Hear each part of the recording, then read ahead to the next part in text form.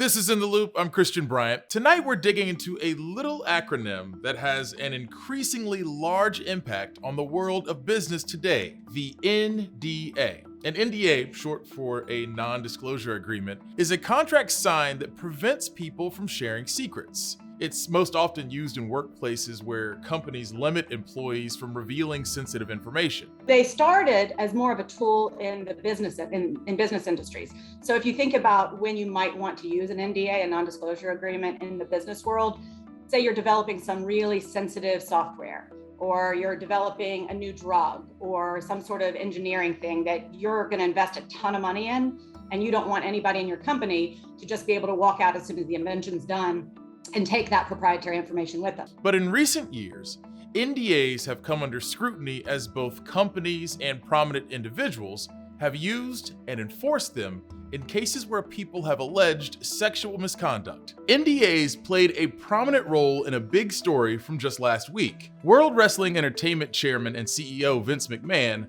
announced his retirement Friday after running the company for nearly 40 years. It came just weeks after the Wall Street Journal reported that WWE was internally investigating McMahon for allegedly using more than $12 million to get female employees to sign NDAs. Those employees had accused McMahon and other WWE executives of sexual misconduct and infidelity. But it can be difficult for stories like these to come out, especially if the stories aren't as high profile. The consequences of breaking NDAs can be severe, as you can face lawsuits and the threat of having to pay damages. In practice, that can make it a lot harder for survivors of sexual misconduct to speak out. They're drafted in such broad language that they could capture easily a worker speaking up about harassment or discrimination in the workplace. And so workers are seeing those and really fearful of speaking up about what they're experiencing, of doing things as simple as talking to a colleague about harassment they've experienced because they need support, or they want the employee, that colleague, to know what's going on and be protected. They're not able to do that because of these NDAs, and they're fearful of being subjected to a lawsuit and damages if they speak up. In the case of movie executive Harvey Weinstein, one of the many allegations of sexual misconduct against him only came out because of a broken NDA. Weinstein's assistant, Zelda Perkins, was bound by an NDA that came with a settlement of 125,000 British pounds. Her colleague, Rowena Chu, had survived an alleged rape attempt by Weinstein and shared her story with Perkins the next day. Weinstein reached a settlement with both of them that involved a payment and an NDA. We only heard about all this because Perkins broke the NDA nearly 2 decades later under the threat of a potential lawsuit, speaking to reporters covering Weinstein's misconduct. Elon Musk, the world's richest man, is facing an allegation of sexual misconduct reportedly bound by an NDA. Insider reported in June that Musk's company, SpaceX, entered into an NDA paying a flight attendant who alleged that Musk exposed himself to her and touched her without her consent. NDAs have even played a role in revealing potential misconduct by a president of the United States. Former President Donald Trump's companies and presidential campaigns have had to pay out over $1 million in legal fees for unsuccessfully trying to enforce NDAs after staffers went public about events that occurred while working on the former president's campaign. While in office, President Trump faced a lawsuit from adult film actor Stormy Daniels, who sued to try and get out of an NDA she signed before the 2016 election to not share details of an affair she had with him. The suit was resolved when a court ruled the NDA wasn't enforceable. But as NDAs play a bigger role in allegations of misconduct against both individuals and companies, there's a growing effort to limit the power of the agreements. After the emergence of the Me Too movement in 2017, 15 states passed laws restricting NDAs in instances of sexual harassment and assault. There's an important legal distinction to note here. Most NDAs fall into 2 categories. There are pre-event NDAs, which govern things that have not yet happened and include things like the NDAs workers often sign as they start a job.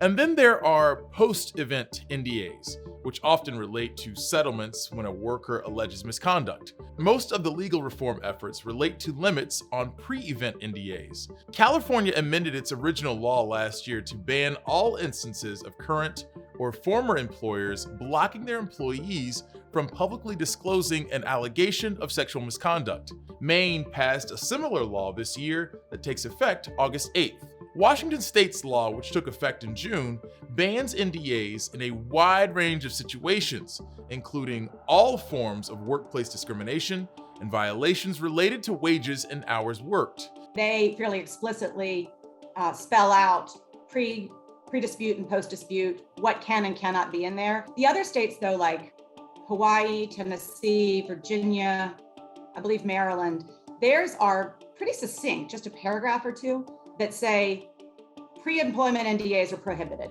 for sexual misconduct, sexual assault, sexual harassment, and then they note that those terms are defined elsewhere in their codes. Pretty much end of discussion. You can't do it. These laws are taking effect in states, but advocates are also pushing for more protections for whistleblowers at the federal level. Earlier this July, a bipartisan group of representatives in Congress called for passage of the Speak Out Act, which would block judicial enforcement NDAs involving an allegation of illegal sexual harassment or assault that were signed before an incident occurred. Representative Lois Frankel, a Democrat from Florida, is the bill's sponsor. But this was happening in all walks of life. We heard from waitresses who had to endure being pinched to get their tips. We heard from hotel maids who were having to carry beepers because to call for help when customers were attacking them. We even heard from a welder who was the only woman on the job who had just left because she could not take the harassment of her male workers. The law would follow up on legislation passed earlier this year that stopped workplaces from forcing arbitration in cases of sexual misconduct, a provision that often prevented employees from going to court about their cases. If the Speak Out Act also passes, it would limit judicial enforcement of NDAs. Between the Forceful Arbitration Act, which is prohibiting forced arbitration, and the Speak Out, which is going to prohibit what's called these non-disclosure agreements, this is the 1-2 punch that's going to keep workplaces safer. Why is it going to keep workplaces safer? Because it's going to enable us to hold abusers accountable. But there's a worry about whether the bill as it's currently written would block employers from issuing NDAs or only limit enforcement in court. That could be a crucial difference, since limiting enforcement without banning NDAs outright could lead to companies still making workers sign NDAs, but with the hope that they might not want or be able to sue. The opening language does talk about the value of prohibiting NDAs, pre-employment NDAs. But when you get down into what it says it's going to do, it says it's going to limit judicial enforcement of NDAs. Most people walking around don't have their lawyer on speed dial. They just don't need lawyers very often. So that in and of itself creates an imbalance, just that access to the law. But the hope from sponsors like Frankel is that this will still give more power to workers facing discrimination to share their stories publicly and seek justice. What this proposed law would do is make those agreements are invalid. They're not enforceable. And so it's like, hey, it didn't happen. If somebody is abused, sexually abused or assaulted, the gag is off. They are free to talk to anyone they want about what happened. And it's like, whatever they sign, I will say it's like in what do you call it? Invisible ink. It doesn't count. Let's dig in on that legislation. Those bills have their roots in a high-profile push to reshape how workplaces handle sexual misconduct. Both laws we've discussed have been pushed by the advocacy group Lift Our Voices. The group was formed by former Fox News employees who came forward with stories of discrimination at the network and sued the network's former head, Roger Ailes, alleging sexual misconduct. One of the group's founders joins us now. Gretchen Carlson is the co-founder of the group Lift Our Voices, a former co-host of the show Fox and Friends, and now an advocate for legislation addressing women's rights in the workplace. Gretchen, thank you so much for joining us here on In the Loop. Thanks for having me, Christian. Wonderful. I want to start by asking you about your own experience with NDAs. What challenges have NDAs created for you, and how did they lead you to this advocacy? Yeah, so NDAs have become incredibly prevalent in America in the workplace, unfortunately, over the last 3 to 4 decades. Most people have no idea that they're signing away their rights to their voice when they even start on their very first day of a new job. So there's two kinds of NDAs. One that you sign upon employment that you think is only precluding you from talking about trade secrets with the company, which of course companies should be able to do, but they become incredibly expansive, meaning that on your first day of work, you're actually not allowed to talk about something that happens to you in the future that might be bad.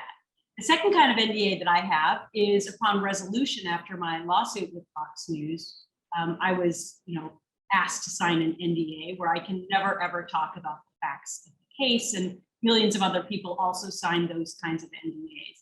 People say to me all the time, "Well, why did you sign that?" And the answer is because how did I know that I was going to help to ignite a movement where we'd actually be talking about these issues, and that 6 years later from my lawsuit, we would actually be talking about getting rid of these kinds of NDAs, which then became my life mission when I realized how many millions of people have been silenced in America.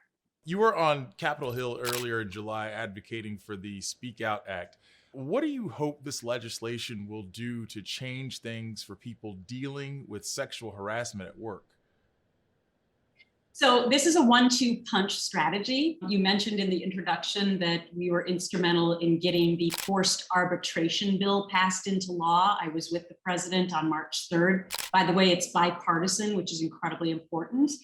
So that became law where people can't be forced into the secret chamber of arbitration. They can go to court for sexual misconduct cases. This NDA bill that we just introduced, the Speak Out Act, is the second part of the punch, which is basically saying that you can't also force people to sign NDAs when they start a new job for anything relating to harassment or assault. We've mentioned bipartisan support, but how much do you worry that the legislation as it stands may leave out some workers facing discrimination? You talked about a 1-2 punch. Is there a third punch coming to make sure that that nobody's left out in terms of facing discrimination in the workplace? It's a great question, and I have a lot of punches up my sleeve. I've said that passing the arbitration bill so far has been my greatest life achievement, other than my 2 children. But I'm coming back for more, and that's what this NDA bill is. And then 3, 4, 5, 6, and 7. At Lift Our Voices, we believe in equity for all disenfranchised groups. So that would include racial discrimination, gender discrimination, age, disability, LGBTQ plus discrimination. Any protected class that is already disenfranchised, we are fighting for their rights.